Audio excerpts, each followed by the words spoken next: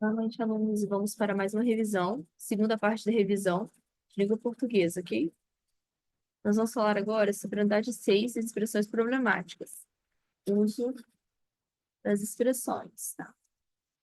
Primeiramente, eu vou falar sobre o senão separado e o senão junto. O senão separado equivale a caso não. Caso não, orações condicionais, no caso, orações de se. Se não terminarmos, a chuva, o tempo entrado hoje, a chuva molhará toda a casa, ou seja, é uma caso não, né? Uma condição. E se não junto, tem sentido de caso contrário ou a não ser.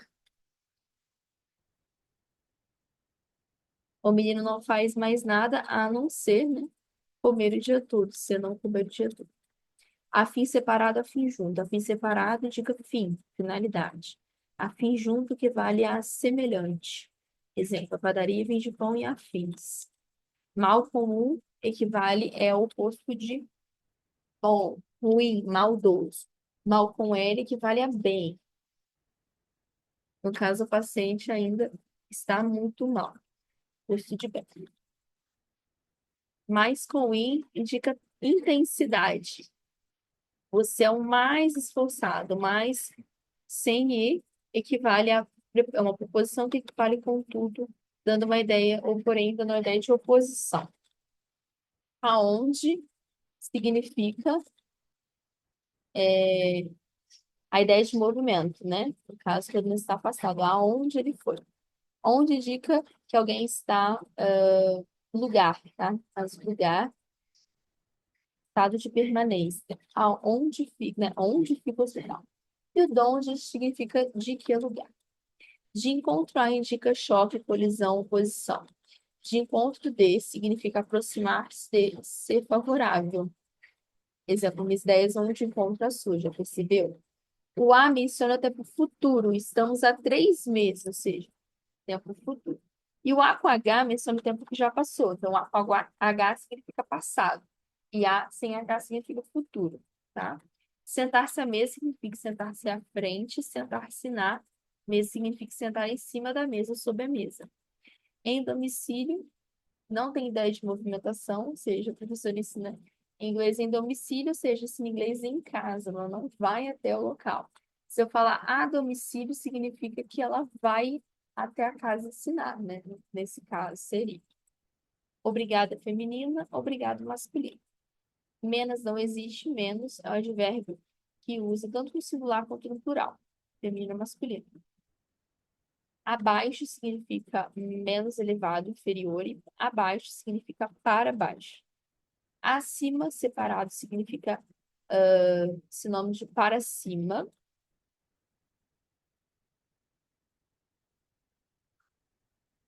E acima, junto, significa que algo está no local elevado. Em nome manda aqui os exercícios, nós já fizemos. Vamos falar sobre o uso do porquê. Porquê separado sem acento introduz uma explicação da oração anterior. Então, sempre uma explicação do que foi dito anteriormente. Volte durante o dia porque esse trato está muito limpo. Porque separado sem acento é usado em frases interrogativas direta ou indireta. Então, por que devemos se preocupar com o meio ambiente? Caso direto aqui. Por que separado com acento ocorre no final da frase ou antes de uma pausa, do ênfase no final. Você tem coragem de perguntar por quê. E por que junto com acento é motivo ou razão e vem sempre precedido do artigo ou. Apareceu o artigo hoje, já sabe que o porquê com acento. Motivo, razão. Depois, nós falamos sobre a unidade 7, denotação e conotação.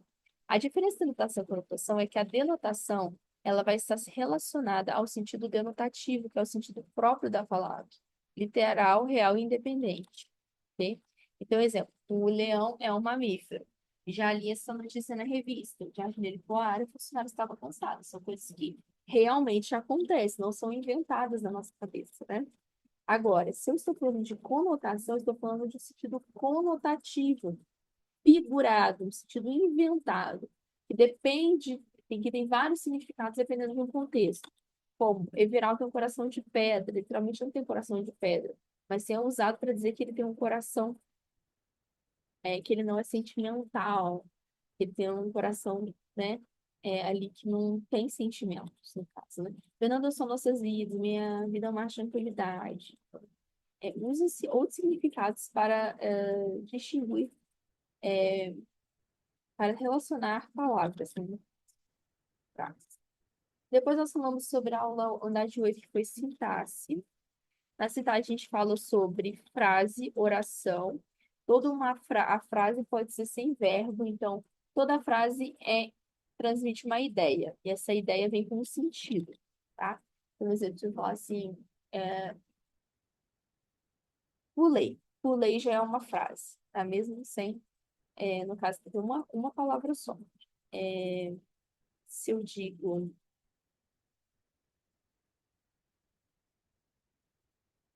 saudade, no caso, né? Ou qualquer outra palavra, se ela tiver, se ela não precisa literalmente, não tem presença de verbo, vai ser uma frase, tá? Uma oração já precisa ter a presença de verbo. Então, se eu tenho uma oração, eu tenho a presença de um verbo. João é um rapaz muito alegre. Esse é um verbo. O composto pode ter duas ou mais. Então, o João é um rapaz muito alegre e consegue fazer vários amigos. Então, eu tenho o caso, e o consegue. Período composto.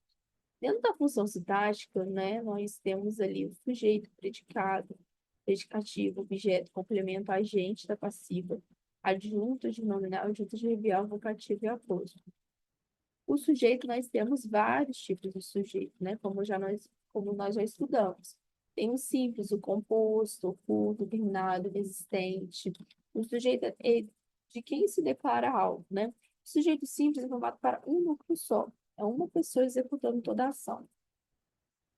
É o termo principal. O paciente caiu. O paciente caiu ou paciente. O paciente é o sujeito. E o núcleo é a parte principal do sujeito, que é paciente. O sujeito composto é formado por dois núcleos, ou seja, dois nomes, né? Ou duas pessoas participando de uma oração. Seringas e agulhas. Então, nós temos dois seres participando, né? Seringas, no caso, objeto, seringas e agulhas. O oculto, ele está ali, mas ele não está explícito, tá? Ele está explícito, mas ele não aparece literalmente escrito. Então, ele é chamado de elíptico, tá?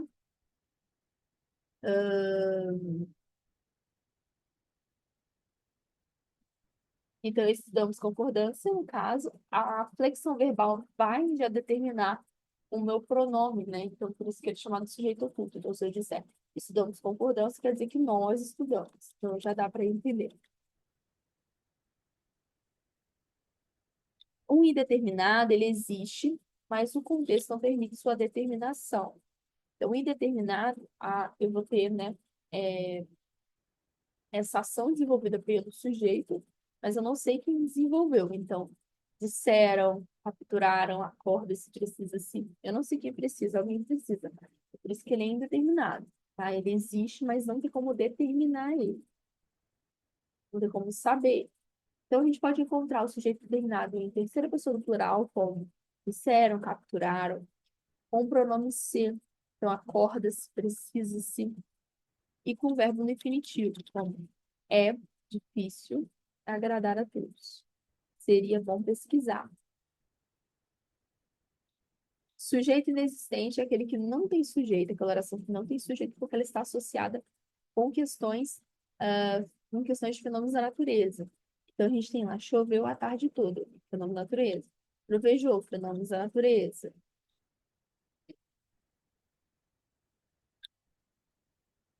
Então, a gente tem também o verbo haver no sentido de existir. Ele vai ficar sempre no singular, ok? Então, ó, havia muita gente no curso? Havia, tá? E é isso. Agora a gente tem relacionado a horas, tá? São 2 horas, está cedo, faz tempo que não lhe vejo, faz um calor infernal. Então, tudo isso, são, está, faz, tudo indica fenômeno da natureza, né? Indica essa questão, né, do caso de ser, de ser um sujeito inexistente. Depois nós falamos sobre a concordância, um pouquinho de concordância, dizendo que a concordância, no geral, no geral, a concordância, ela tem a questão do gênero, do número e da pessoa. Então, para a gente ter a concordância verbal, aqui no caso, a gente precisa que o verbo, ele, no caso nominal, a gente precisa que o verbo se concorde em gênero e número em pessoa. Então, flexão entre masculino e feminino em relação ao gênero, número singular e plural e pessoa primeira, segunda ou terceira pessoa. Então, nesse caso nominal, né, é, a gente tem os vizinhos novos. Então, os artigos, ele concorda com vizinhos e vizinhos concordam com novos. Tá? Agora, vamos falar sobre, um pouquinho sobre a locução, a concordância nominal em relação a algumas palavras que nós já estudamos, né, algumas expressões. Tipo, expressões de casos particulares, que é bom, é necessário, é proibido, tá? Então, a gente tem dois jeitos de usar. A gente pode usar é proibida a entrada. Então, se eu colocar proibida no feminino, eu tenho que usar com artigo a. Se eu coloco é proibido, eu não posso usar artigo. Então, é proibido a entrada. Então, se proibido está no caso do masculino, eu coloco proibido entradas, sem artigo. Posso dizer cerveja é bom, cerveja é boa. A necessária a manutenção, é necessário manutenção. A mesma coisa com proibido. E ainda terminamos aqui a nominal, né? Que no caso é a concordância entre classes de palavras, como advérbio, adjetivo, substantivo. E agora nós vamos falar sobre a verbal, que é sujeito e verbo. A regra geral acontece a mesma coisa no nominal. A concordância verbal ocorre entre número, pessoa e sujeito e verbo. Então, nós temos primeira pessoa do plural, tipo, nós lemos. Nós, primeira pessoa do plural, lemos primeira pessoa do plural também. E como tudo no português, temos casos especiais, tá? Então, quando o sujeito é coletivo, o verbo ele sempre vai ficar no singular. Então, se eu falo, a banca avaliou, não é a banca avaliaram, é a banca avaliou. Porque nesse caso eu tenho um sujeito coletivo, a banca de quê? Banca de examinadores. Então, se eu tenho um sujeito coletivo, o meu verbo logo após, avaliou, vai vir no singular. Se o meu coletivo for especificado, tipo multidão de fãs, a gritou concorda com multidão. Então, multidão de fãs gritou concorda com a multidão. Ou multidão de fãs gritaram.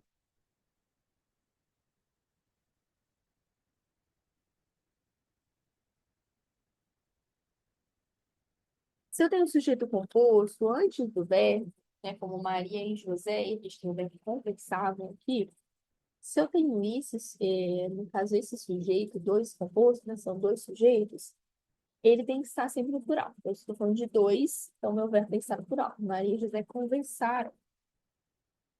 Se ele vem depois do verbo, eu tenho duas opções. Tá? Ou o verbo vai ficar no plural, ou ele vai concordar com o sujeito mais próximo. Então, discursaram diretor e professores. No caso de discursaram, o verbo ficou no plural, né? Então, professor e professor. Agora, se eu coloquei discursou no singular, então ele discursou o diretor. Então, discursou, né, no segundo caso, ele vai concordar com o diretor.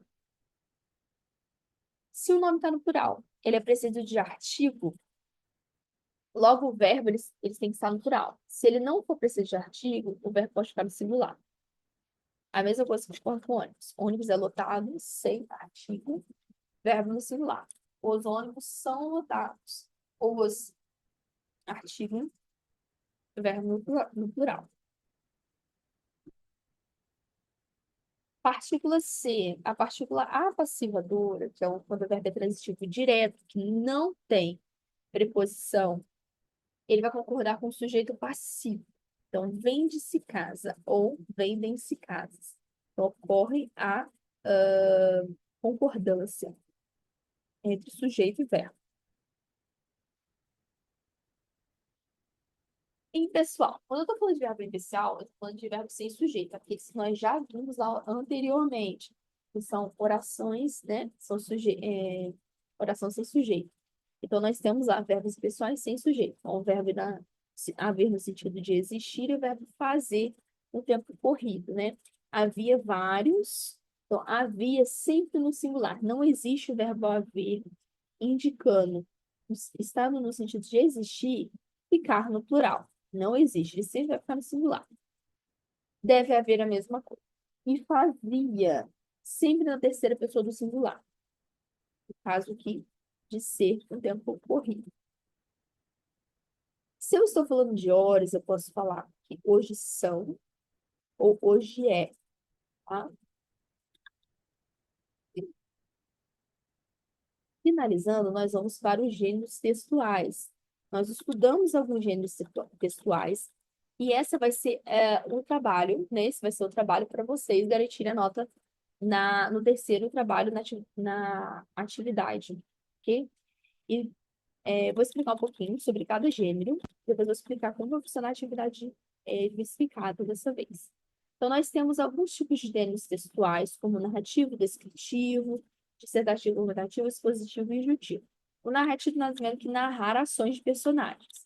Então, nós estamos narrando ali, né, uma história no tempo e no espaço, tá?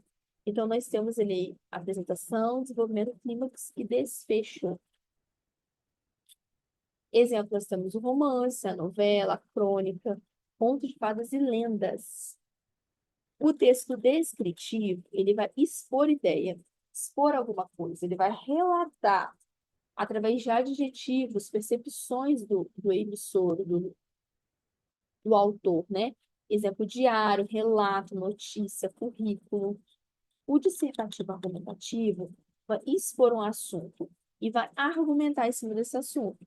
Então, vai ser, no caso, vai se defender nos pontos de vista de quem está escrevendo o texto, tá? Então, a gente vai ser dividido em apresentação, desenvolvimento e conclusão. Temos resenha, editorial, jornalístico. O expositivo, expor uma ideia. Expor uma ideia por meio de descrição e comparação. Seminário, palestra, entrevista, trabalhos acadêmicos. O injuntivo, ele também é chamado de texto instrucional, é aquele que vai indicar ordem. Então, orientar, persuadir, como receita culinária, bula de remédio e manual de instruções. Depois disso, eu falei sobre a ata, né? Tem lá na aula, na outra aula, como vocês podem usar a ata. E falei também sobre a questão do prontuário. Vocês também podem olhar na aula passada, tá bom? No caso, né? Tem gravado lá. Então, pessoal, agora eu vou explicar um pouquinho como vai funcionar a atividade diversificada 3, tá? Vocês vão fazer um trabalho para mim. Esse trabalho vai ser sobre gêneros textuais. Vocês vão escolher entre o tipo de texto que você vai utilizar, tá bom? Então, nós temos o texto narrativo, descritivo, dissertativo, argumentativo, expositivo e indutivo. Você vai escolher dentre esses tipos de gêneros textuais e vocês vão fazer uma pesquisa em cima deles. Então, exemplo, eu escolhi o gênero textual do tipo de tipologia textual narrativa. Eu vou escrever um texto e vou explicar o que é o gênero narrativo, exemplos, como surgiu, teve como surgiu, exemplos, imagens, e no final, dentro mesmo do trabalho, vocês vão colocar para mim o exemplo escrito, né? Ou redigido, não sei. Vocês vão pegar, de repente, uma história, no caso aqui, o gênero narrativo, vocês vão pegar o quê? Uma lenda, e vai colocar no trabalho. Então, como um exemplo de gêneros, do gênero narrativo, né? No caso aqui, do gênero textual, é lenda. Então, vocês vão pegar e vai desenvolver em cima disso. Vai valer 10 pontos. Depois eu quero que vocês citam fonte de pesquisa, não esqueçam. E mandem para mim por e-mail, que é daquele jeito que você já sabe. Vocês vão ter uma semana de prazo para fazer, então vocês têm que entregar até no dia, se não me engano, é dia 13, a última aula. Uma aula é no dia 13. Então, até semana que vem, vocês têm que me entregar esse trabalho, tá? Para que eu corrija e já lance as notas.